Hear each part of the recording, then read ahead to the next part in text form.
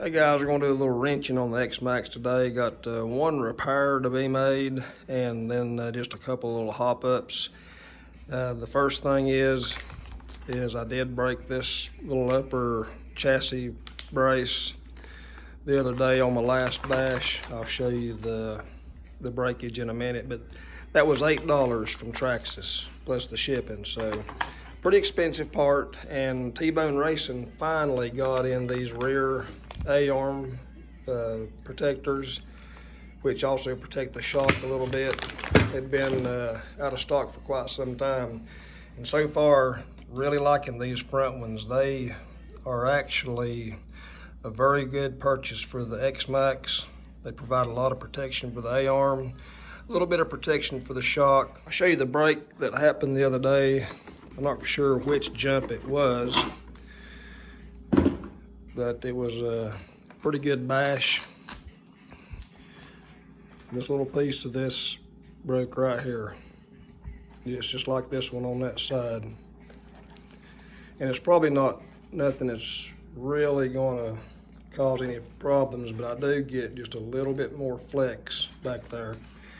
Then the other thing we'll be doing is installing some more of these little hex head bolts here to put them on the inside of the upper A-arms, and the lower ones will take quite a bit longer of a bolt. I'm not going to replace those right now because they're held in rather well, and we'll also be replacing these up here. So I won't do a lot of wrenching on film because there's a video on Tbone already. Shows you how to put these A-arm protectors in, and you guys saw my last video where I put these screws in here. So it's pretty much the same thing. I did have one of these to pop out the other day.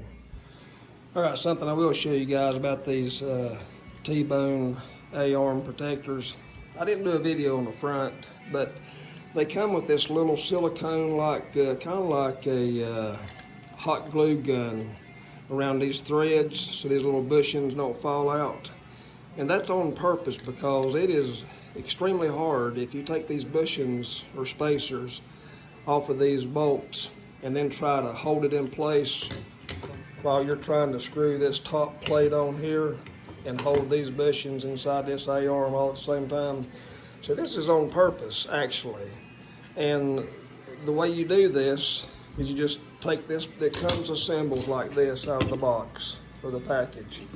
You just unscrew these from this top retainer plate, and then the A-arm protector just slides right up under here, right into place.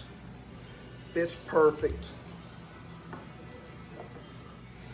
And then all you do at this point is you just fit this little retainer plate on the top and then screw them in. All right, I got this one already on the back right here. And once you get these screws run up from the bottom through this little top retainer plate, it is threaded. So you run them up through the bottom, and it comes with 8 lock nuts. Then you tighten these down to where the lock nut catches the top. And just look at how much thicker it makes that arm. Get this other one on, and we'll show you what it looks like completed. All right, this is the finished look of the A-arm skid protectors. All this is Tbone Racing, the front and the center. Then I just got the back on. It does offer quite a bit of protection to the underneath of this, especially those A-arms and for the shocks. We'll flip it over here and look at it. Here's the look underneath. And there's the back ones. Got plenty clearance when the shock's bottomed out. So we'll get this top chassis brace replaced and we'll be done.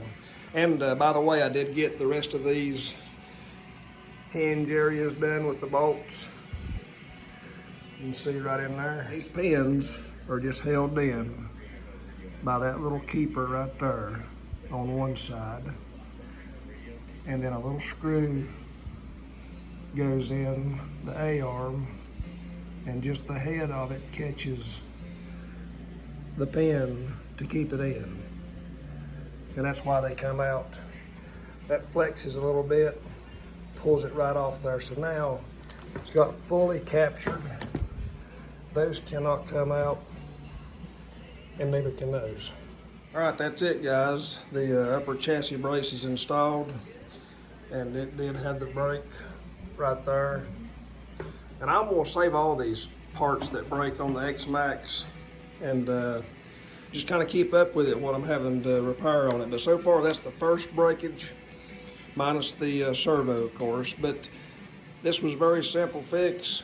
2 screws here, 2 here, 2 here, 2 there. And then there's 4 in the bottom, 2 on each side that goes into these brackets here. One other thing I do to this thing is all the plastics, I soak it with WD-40.